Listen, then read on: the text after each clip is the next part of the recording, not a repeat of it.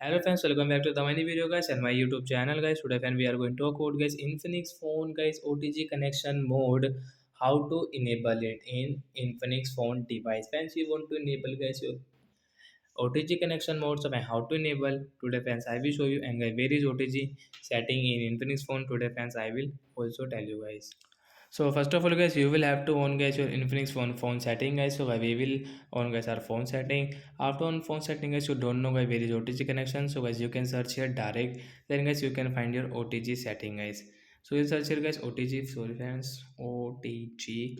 And you can see guys your OTG connection guys. We will tap here to enable. So once you want to enable guys, you want to use guys, you can see not connected with the OTG cable for over 10 minutes, then will turn off automatically. So guys you can enable, and guys you can use guys your OTG connection with your Infinix phone device.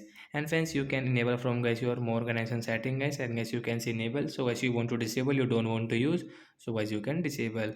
So like the guy we can enable and disable OTG connection mode in our Infinix phone. So bye.